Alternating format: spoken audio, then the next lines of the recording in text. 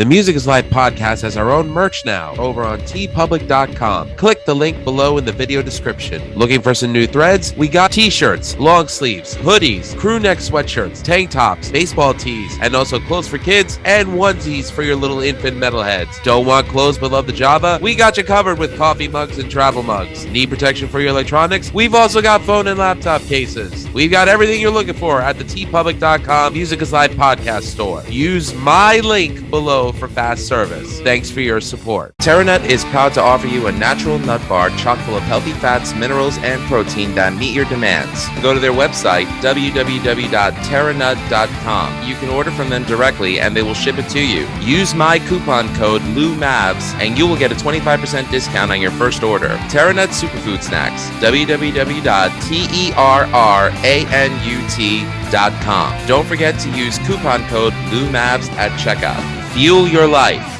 Looking for some new podcasts to listen to? Well, look no further than the Rat Style Review Network. Rat Style Review is taking over the podcast world with plenty of shows to choose from within their network of entertaining programming, including the flagship show Rat Style Review with Wayne Noon, Greg Noggle, and Lou Mavs, as well as occasional co-hosts Manny Mejias and James Lilquist. We also have the official Rat Style Review spin-offs such as Album vs. Album, Screams from the Grave, where we discuss beloved yet forgotten hard rock and metal albums of the past, and a King Diamond podcast called This Broadcast Belongs to Them. We've also got Old Man Metal's Musings, Beyond Bushido, a podcast dedicated to pro wrestling and MMA with James Lilquist and Eric Adams. No relation to the guy from Manowar or the mayor of New York City. The Timo Tolkki podcast featuring Stradivarius and Avalon founding member Timo Tolkki. The BS Sessions with Mark and Jerry. Just the Cheese Please, a podcast dedicated to cheesy films of the 1980s with Tara J. and Adam. And the Music is Life podcast with Lou Mavs. The Rat Style Review Network is your go-to one-stop shop for the best podcasts out there today. Go to ratstylereview.com for more info and to find out where you can find, follow, subscribe, and comment on YouTube, Facebook, Instagram, TikTok, Twitter, and all streaming platforms. The Rat Style Review Network. We're taking over. Ladies and gentlemen, how do? We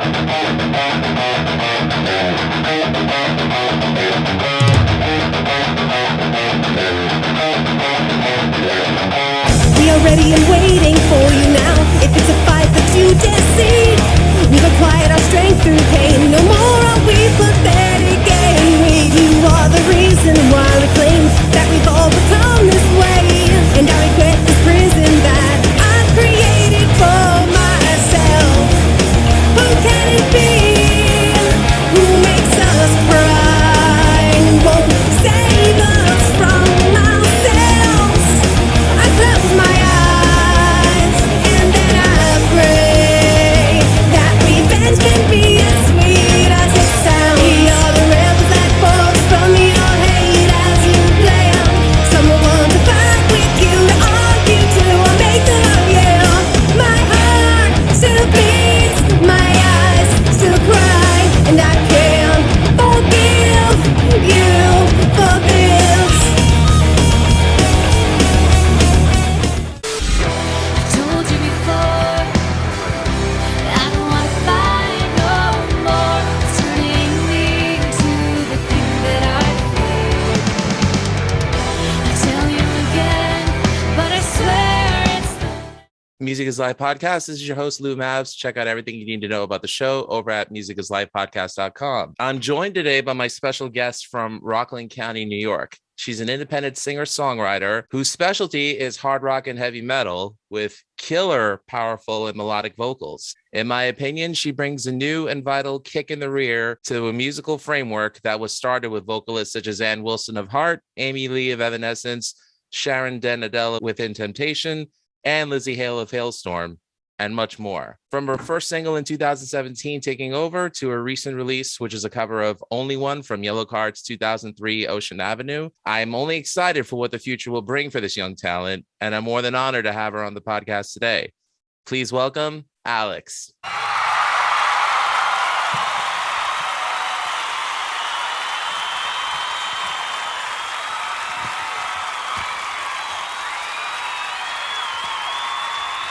How you doing? Hey, I'm doing great. How about you? Doing all right. I'm glad to have you on the show today. Are you right now in your studio? Yeah, I'm in my basement, but this is my studio I put together. Like I have my monitors here, some like amps over here. That's actually back in the day. I was a dancer, and I guess technically I still am, but I haven't really taken class in like a couple of years because of the pandemic. But yeah, this was my dance studio. So I just like put up carpets and whatnot. Like you can see that's a mirror. Like those are all mirrors. I had like a ballet bar, like dancer. But I mean I still use it like as a studio, and like I do work out over there. I just kind of like roll up the rug and then like use all it spaced out there. You can see my yoga stuff is just chilling in the corner. Nothing wrong with that. Hey, full disclosure, I'm in my den. Look, it's it's it's That's just a curtain. yeah, it's a black curtain, and behind it is my china cabinet. Nobody wants to see my china cabinet. Oh, you don't know. Yeah, maybe if I was on an Antiques Roadshow, but I'm not. I was gonna say that. I was like, I mean, Antiques Roadshow, you know. I love that show. Oh, great. I heard you first through Instagram. You popped up in my feed back when I joined a couple of years ago, and I really took to what you were doing. And I was like, I have to get Alyxx on the show. I really do. My first question for you is something that I usually ask all of my guests. That is, what got them interested in music in their formative years? And I like to pose the same question to you. You know, I grew up doing theater. My mom was very musical. I started singing when I was 6. So I started doing theater. And yeah, I was like 6 when I took my first voice lesson. Just kind of was like always surrounded by it. And then doing theater just was like a huge influence in my life. And then, like I said, my mom used to sing. Well, she still kind of sang. She definitely like influenced me to sing. Yeah, just kind of like became a part of me. It did mention in your bio on your website that you were in theater. I could definitely hear that in your vocal delivery. I hear a little bit of Idina Menzel, and, you know, again, amazing usage of dynamics within your songs. I think it's impressive that you were able to transfer that theater delivery into a rock and metal style and sound organic in the process. I mentioned Syren from Within Temptation. She's probably one of the few that I know that could really do it. Add you to the list as well. And I say that as an objective listener. You said it was your mother that got you into theater. She did theater when she was younger, and she still sings, and like she plays piano, and like my family kind of did theater, and I guess I kind of like grew into it. So yeah, I started doing theater when I was like 6 or 7. Any particular favorite theater performer? Well, Idina Menzel was a huge influence growing up. So I love that you said that. I was like, oh my God. Okay. So yeah, her, like Shoshana Bean. I was a huge Wicked fan. I just love Stephen Schwartz's music. When I was a kid, I was like, that's the end goal. And then I stopped doing theater. I feel cheated. I didn't get to see her in Rent when I saw Rent, but I think by that point, that was like 2007. She was way past that at that point. I actually think she was doing Wicked at that time. I saw her in Wicked. I saw the original cast. And I didn't see Rent either, but at least like the Rent movie, like she was in it. So it's like I kind of feel like I saw her in it. Oh, Maureen, how we love you. Hi, Maureen. That's one of my wife's favorite musicals. So, you know, she dragged me to see it. Thankfully, we actually saw it with Anthony Rapp and Adam Pascal. They actually returned because this is when Rent was leaving. So they actually returned for a couple of months. I didn't get to see the show, but I know they came back like before it closed. I was like, oh man. Before the pandemic started, we were going to Broadway shows all the time. We both have theater backgrounds as well. I know looking at me, it doesn't show it, but I was in pit band for many growing up. So that was fun. Not an actor by any means whatsoever, but I am a musician by hobby.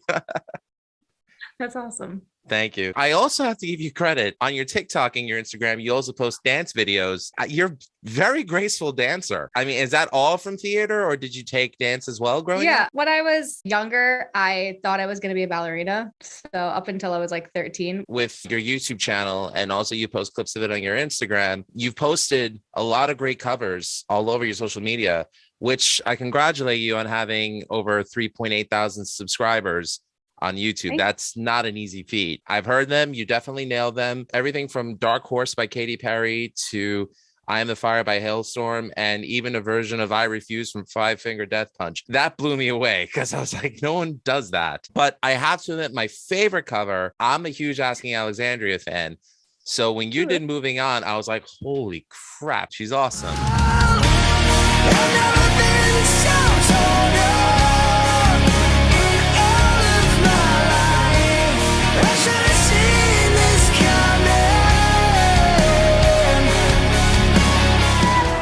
I've never been so torn up.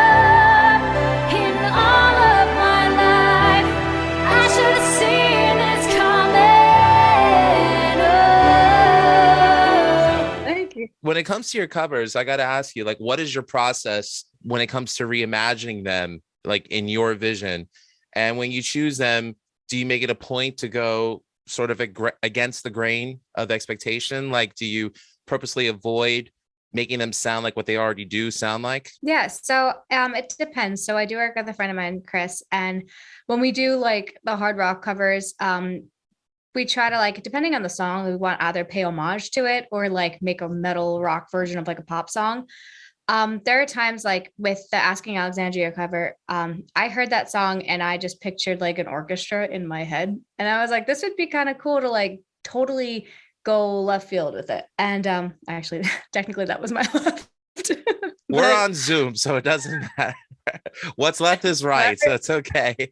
So I thought that would be kind of cool. So I think it really depends on the song and it depends on, you know, how I hear it. But yeah, that definitely was one of my favorite songs. Yeah, their first 3 albums, in my opinion, are great. I have heard a couple of people cover the first track off the first album. It's like, okay, every emo boy is going to try to cover this, but let me hear you do something different. And you definitely did that with Moving On. So I really got to congratulate you on that. To pick any Asking Alexandria song is not an easy feat because Danny just goes all out when he sings. Oh yeah. And I'm just glad he's back in the band again because I forgot he wasn't in it for a second. I don't know. Everyone else did too. It's like I would listen to the songs and be like, this isn't him. But they're not bad. It's just, you know, it's not Danny. No, I agree. The Black was not a bad album. It's just Danny's the voice. Yeah. You know, like certain singers belong with certain bands, and that's where Danny belongs. The song of yours that made me a fan was This War.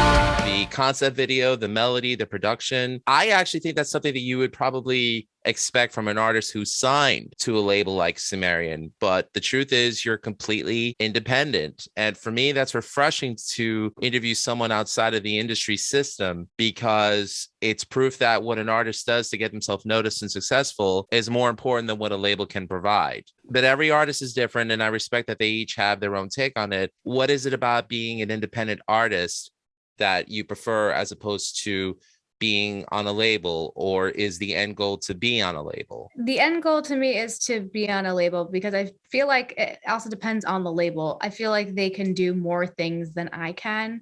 But the nice thing about being independent is I can literally do whatever I want and no one tells me no. So everything that I have, that every vision I have, like I can execute it, you know, and I like I said, like what I wear, the lyrics, the content, everything is something that I did. So it's a very rewarding feeling. And like you said that, you know, you liked that song, you were a fan of that song. And like you said that it was like on the same tier as like someone who's like signed. And that's like one of the biggest compliments because I'm out here like, you know, trying to do everything by myself. And it's really cool to hear that it's on the same tier as people that I look up to. So I really appreciate that. Thank you. Being independent, it is hard because you can only, the, you know, audience is only so wide. So the fact that like you're like this right now is amazing because now like I'm being introduced to your audience and there's just kind of like, you know, growing and expanding. And I appreciate it so much that, you know, you want to interview me and you want to, you know, help me. Like, that's amazing. So I really do appreciate it. I know you just performed at Dingbats in New Jersey. I'm sorry I missed that show. I would have loved to come down. I know that you're in Rockland County, and with pandemic restrictions dying down a little bit, you're out performing again, which is great. I'm hoping like you could come to Long Island and do a show out here. I know that there's some venues like 89 North or Mulcahy's. They book artists that would be right in your wheelhouse. So you know, it'd be cool to see you there, specifically Long Island, where I'm from. I'm sure they would love to see what you do on stage. That would be cool. I performed at Revolution like the summer before it closed. That was my favorite venue. I know. And it was weird because they were posting something on Instagram as if they were like still open. And I was like, did they reopen? But I don't think that they didn't reopen, right? They're nope. like closed. But there is another venue in Amityville called the Amityville Music Hall. So okay, they actually book a lot of death metal bands and hardcore bands and emo bands. But I love Amityville Music Hall. I saw a bunch of like my friends play. Like one band I interviewed, the Ice Cold Killers. They're a punk band and they played there and they did a great job. Like I mentioned, 89 North and Mulcahy's would probably be something that I think you should definitely go for. I know that, not saying that Whitechapel sounds like you, but Whitechapel actually just played there last year and they played to a packed house. So, that would be cool for you to jump on a bill there. I definitely, yeah, I should reach out to them. To Whitechapel or Mulcahy's? Not Both. Why not? Absolutely not. YOLO. Very cool. So I would say that your talent definitely shows in everything that you write, not just cover, but your original material. In your case, I would say that I think your presentation is equally as important as your art. What I like is that you promote a different image of yourself with all of your releases. Basically, I love what you do with your hair. It's awesome. I don't know if you got this from the Joker or not, but I love the green and purple. Joker's my favorite villain. I did an entire episode based on the Joker. That just shows you what a fanboy I am. It kind of gives a menacing image with an angelic delivery. So there's that perfect dichotomy there in terms of presentation and performance. When planning your releases, do you do your music ideas first and then you base your image around that? Or do you come up with an idea presentation first and then base your music around that? Well, I think I'm actually going to keep this hair for a very long time because Please do, because it's awesome. Yeah, I definitely have fallen in love with this. So, I mean, definitely the music comes first and then see where it takes me, or like how I feel and how I like the reaction that I feel from the finished product. And then everything gets it's based around the music. So definitely goes music, then visual, then video or concept or whatnot. What did make you go for the purple green? So my hair was already purple at the time. It was like a lavender, like a light lavender. And honestly, I was tired of bleaching it every 5 seconds. So I saw this girl had like teal on one side. And it was like lavender on the other. So I was like, well, green's a contrasting color. And then huge fan of the Joker, the whole Bat family. So I'm like, I always joke, I'm like the product of like Harley Quinn and Joker's like bastard child. Because like I have her personality, but I look like him. It is to laugh, huh, Mr. J? Mr. J, we have a problem. Pardon? Huge fan. So that definitely was inspired. I also love Beetlejuice, and in the cartoon and even just like in general, like his colors are green and purple. So That's right. I forgot about the old Beetlejuice cartoon. That was a fun show. I know, I miss that. A lot of stuff from the 80s and early 90s that are gone that I miss. Boo fucking who? That's okay. We're not here to talk nostalgia. We're here to talk Alyxx. So let's move right along. My Last Goodbye. So when I heard that, at first I thought, normally over a song like this, I'd hear screaming. This time around, I'm hearing singing, and it seems to be that you kind of bridged a gap between metalcore and melodic metal.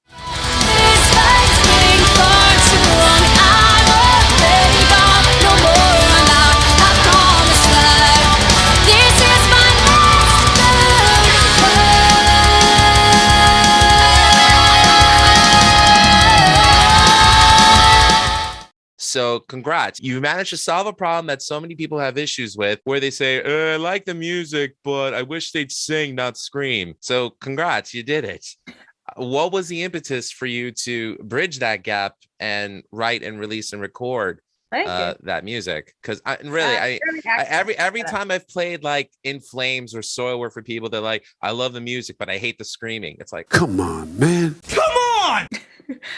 It was definitely accidental. Like I write everything on piano first, and then it just got heavier. And I don't scream. I was like, well, I'm just gonna keep the vocals that I had when I wrote it on piano, and like I had more intention for it to be a little bit more aggressive, and I wanted like that double bass. Like I wanted it to be like just heavy, and I was like, drums, like go heavy. Guitar, I want that solos. I just want it to be just like in your face. Yeah, it just kind of accidentally happened. But the funny thing is, I had written it so like not until like I think I released like a year and a half later after I wrote it, because I wasn't sure what to do with it, because I was like, I don't know if it works. I just decided to release it. It worked.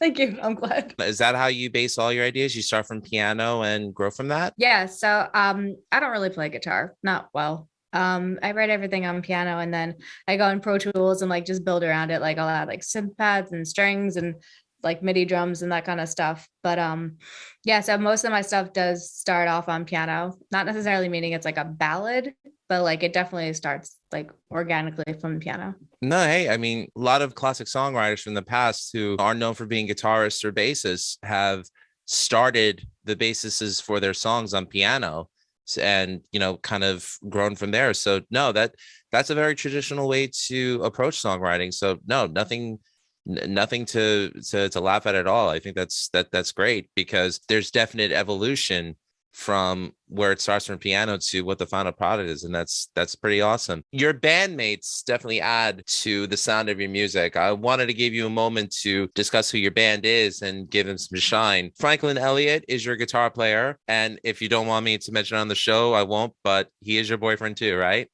Yes, we can mention that. Okay. Your boyfriend is a guitar player, Franklin Elliott. He's extremely talented, by the way. Dude rips. And I say that from one fellow guitar player to another. Who else is in your band? So I have Zachy Ali, who is my drummer.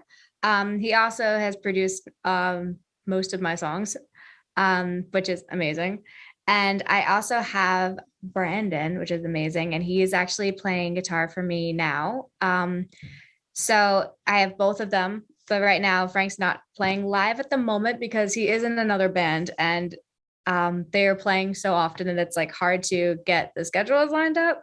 So that's that. And I do not have a bass player at the moment. So either Zachy or even Brandon or Frank will play bass. And then we have bass backing tracks if I don't have a bass player for the show, which some people like get so angry about that.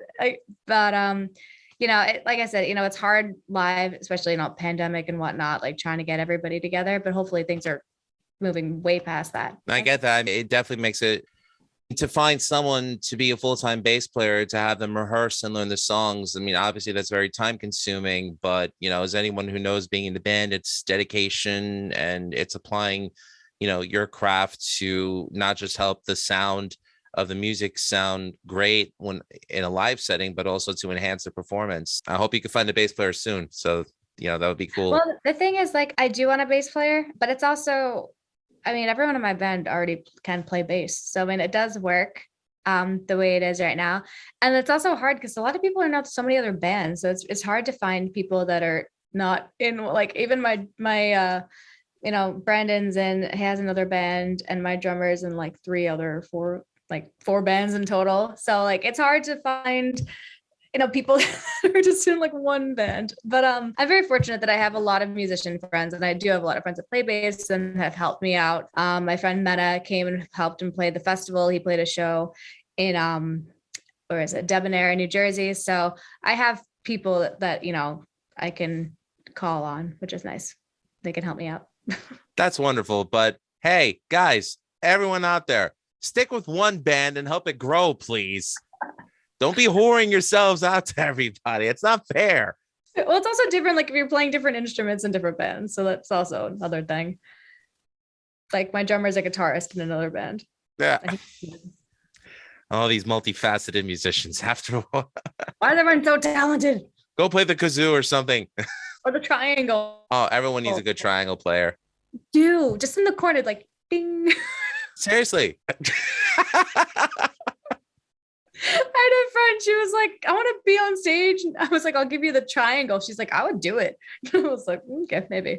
Give her cowbell. Cowbell's always a good one. More cowbell. That's no, okay, we're not doing that. We're not doing that. Okay. Oh, by the way, funny story. I did see Blue Oyster Cult live. They did a free show in Massapequa, which is a town near me. And that was their last song of the night. So, of course, what happens? An entire parade of cowbell players as that song is going on. I'm like, you people are ridiculous. Oh, I love it. Oh man, I wish I was there. Really? I'm gonna add, well, because it'd be funny. I think I'm gonna add cowbell to my next songs, just somewhere in it, just like, and then in the video, just someone in the corner like doing it. For the record, we're recording this on April Fool's Day, so I don't know if she's trolling me or not, but I'll give her the benefit of the doubt. Wait, we're in April? Oh my god. What, did you forget it's April 1st?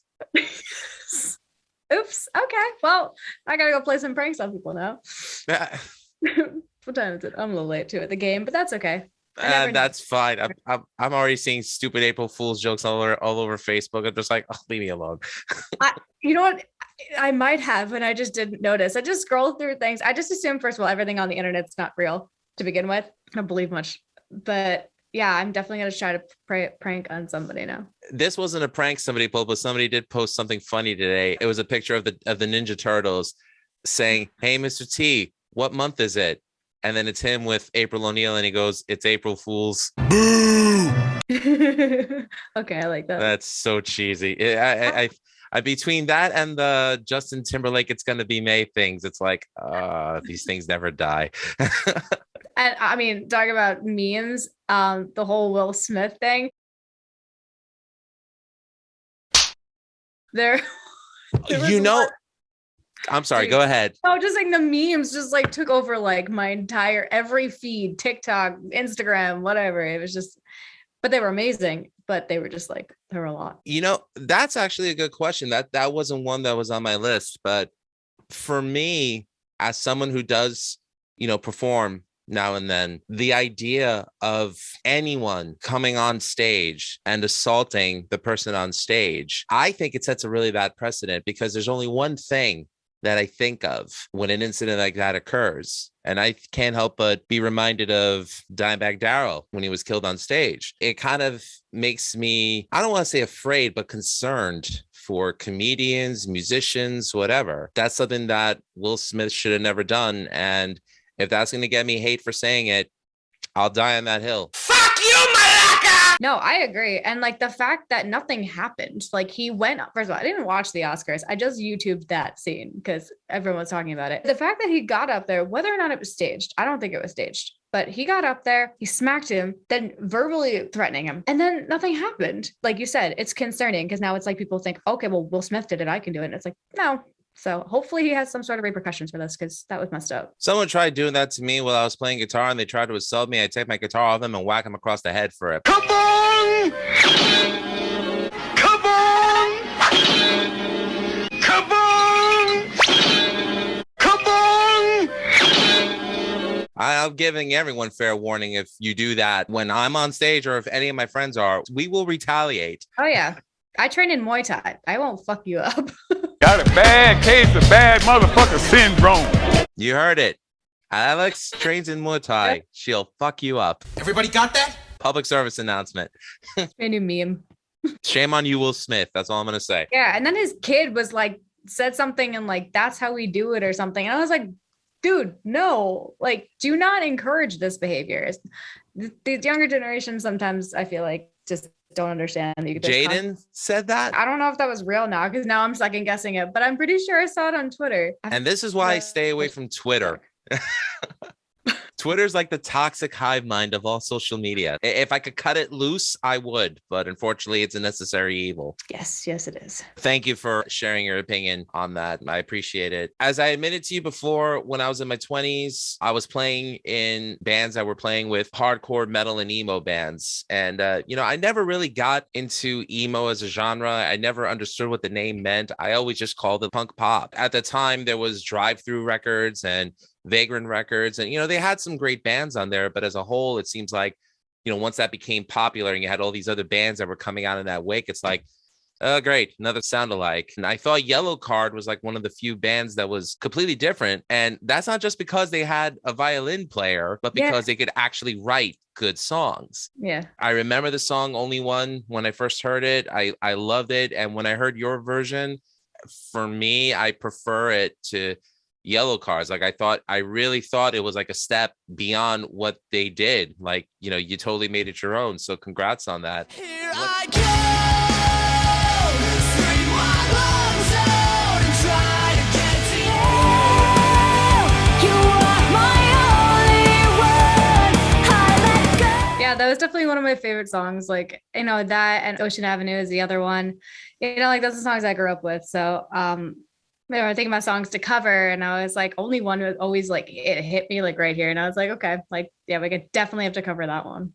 What stuck out for me was the delivery and the arrangement. What was it about the song Only One that you did with your friend Chris that made you want to do it? And What's the reception been like so far? So far, it's been really positive. People do like that. And a lot of people are like, oh, this song, like, this brings me back, or like, this was an emotional song. Because I feel like it is an emotional song. So I think, when when I was singing it, I was trying to like convey that feeling that like I first of all felt when I listened to it.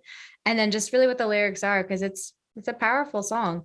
And Chris arranged the whole thing and he absolutely kills it every single time. We have a couple other covers coming out too. Every time, like he hears things differently. I don't even know how he does it, but so he does all the music and then I do the vocals. Well, that's a very good duo between you two. So, I can't wait to see what else you both put out. With the pandemic closures subsiding, it definitely appears that bands are getting the bug to go out and perform again, which, as I mentioned before, you recently just played Dingbats in Clifton, New Jersey. You performed in New York, as you mentioned, Revolution in Amityville, rest in peace, New Jersey, Connecticut, Pennsylvania, Massachusetts. Do you have any touring plans in the future? I don't at the moment. Full disclosure, touring is so expensive. Like, I don't think, a lot of people that aren't in the music industry don't realize like how much goes into touring, between like the van and gas and places to stay and just whatnot. So I think it doesn't make sense for me to tour at this moment. Doing some shows here and there, I think, is a better option, unless there is, something I can jump on that would be beneficial to me, more so financially. If I had the budget, I'd be going everywhere. But I think where I am right now, it's just trying to like build a fan base, and like everything is on social media right now. So just trying to like do what I can through social media, and then hopefully at some point tour. I think that's a good attitude to have. I wasn't insinuating that you should just drop what you're doing and live a life of poverty. I did it for 2 years where we work full-time jobs, save our money. At the time, I had a 91 Ford Explorer. We'd jump in that with a trailer hitch and we'd play at any shitty hole in the wall that would have us. And we realized that was not conducive either to our wallets or our health. It's rough, especially with gas prices now being what they are. They're like what was it? I was like $6 in LA. I saw a photo and I was like, oh no, definitely not a good time to tour, I don't think. Thank God we don't live in LA. No offense. For multiple reasons, but definitely that one. Let's go, fuck you! Let's go, fuck you! Let's go, fuck you! Let's go, fuck you! By me, it's like 4:15, like around there, which is doable. I also have a Jeep Commander with a Hemi in it, and that gets like 15 miles per gallon. I had to fill up twice within 3 days. Oh, wow. It was bad. I'm always running around, so that didn't help. But yeah. Oof. I hear you. My 91 Ford Explorer, that went 8 miles to the gallon. Oh no. And I'm sure with the trailer, it probably was like 4. 3. But we had a nice Eddie Bauer interior, so that was very comfortable. Right off. What other future releases do you have coming up? Me and Chris are doing a rock cover of the song River by Bishop Briggs. So I don't know when that's going to be out, but at some point. We are in discussion of some other songs we're going to release. I am currently working on another single, and it's funny because I feel like I keep saying I'm working on a single, but I really am. It's just, life gets in the way, and then just it's hard to like sit there and like finalize it. And then because I keep doing all these covers too, and then like little Instagram clips and whatnot, it just takes up a lot of time. And I do work. I have a job, and then I do like side jobs. I'm also like a makeup artist on the side, so I'm always doing something. So it's very hard for me to like sit there and just focus on something because I always have like something else to do. Hopefully, fingers crossed, by like the next week, it'll be done. And then I can go into the studio and like really record it. As far as full-time jobs, yeah, I mean, I have one too. So I totally get it. By the way, there is something I just want to say about how awesome Alyxx is. I was supposed to do this interview with her a week ago or 2 weeks ago. And something came up where I had to take care of my daughter, and she was completely understanding of it. And she didn't blow me off. She said she was happy to reschedule. So I just wanted to really point out that this is a genuine person that I have on the show today, which makes me even happier to have her on. So I just wanted to mention that to the audience and just say that I'm grateful that, you still gave Music is Live podcast a chance to interview you. So thank you. Of course. Like I get life happens, and like I have no problem rescheduling. I just hope everything was okay. So With your original music and your cover music and everything that you post, what would you personally like fans to take away from either your music or your live performance? What is your end goal for the fans when they either see or hear Alyxx? well, I think, if you hear like any of my music or covers, I want you to really like feel the song and not just be like, okay, like that sounds cool. Like I want you to like feel the music, like the lyrics, the content, like just like go kind of on a journey. The last show I played, I had people tell me that it was like enchanting. Like they went on a journey and they were just like encapsulated with the performance. And I just want people to feel shit, like I want you to have an experience and hopefully a good one. But, I want people to connect to my lyrics personally that I write or even the covers that I do. This is all about connection and feelings, which is funny because I'm not really an emotional person, but I want people to feel things. Your delivery, your performance, your presentation, it got my attention. And if it gets my attention, I'm sure it'll get a lot more people on your side. So I definitely wish you all the best with that. Finally, if people want to find out more about you and your music, and if they want to be your new bass player, where can they find more out about Alyxx on the internet? So you can find everything on my website. That's official Alyxx, ALYXX.com. There'll be links to my music, all my socials, and I'm usually on Instagram and TikTok more than anything. I do a Facebook, but I don't forget that I have that sometimes. And Don't we all? I feel it's funny. There are people that are like diehard Facebook fans. Like that's all they use. So, I have to make sure I keep up to date with that. But everything is going to be at officialalyxx.com. Or I think also Linktree/official Alyxx. I just started one of those things. Last but not least, we have our lightning round, where I'm going to ask you questions and you're going to give quick answers. Okay. And, it'll be fun. I promise. The weird things that end up in my head. So I'm just excited to see what I say. All right. Favorite song to relax with? Any Brian Eno song. Brian Eno. Yeah. Cool. Favorite song to get amped with? Anything by Amaranth or Five Finger Death Punch. Okay. Your desert island album. And if you need more than one, I'll give you 3. 1X by 3 Days Grace. Fallen by Evanescence. Maybe Dear Agony by Breaking Benjamin. That's a good one. 80s metal or 90s alternative? 80s metal. Iron Maiden or Judas Priest? Judas Priest. Very nice. Yeah. Van Halen or Van Hagar? Van Halen. Yes. Another Dave fan. Awesome. It was funny. We were talking about like the singers, and I was going to mention like when David Lee Roth and Sammy Hagar is like, to me, it's still David Lee Roth, but I respect that. Def Leppard or Motley Crue? Ooh, Def Leppard. Alyxx rocks. I like her. She's I awesome. feel like was that the right answer? You're giving me those are all my favorite answers. So that's great. Arenas or clubs? Ooh, arenas. Metallica or Guns N' Roses? I gotta go Metallica. All right. And yeah, Metallica. Cool. And finally, studio or stage? Stage. All right. Very cool. That was it. A quick, painless, easy 10-question lightning round. You got all the right answers, in my opinion. So thank you. I won. What do I win? I'm just kidding. My eternal respect. So I'll take it. Oh, thank you, Alyxx. Once again, I thank you for taking time out of your day to come onto the podcast. I had a blast having you on and asking you a bunch of questions. And, my takeaway from this is that I hope people really get turned on to your music and the fact that I truly think that you are one of the best unsigned talents out there, both vocally and songwriting wise. I think you're awesome. And I'm very blessed that you took time out to come onto the show today. Thank you so much.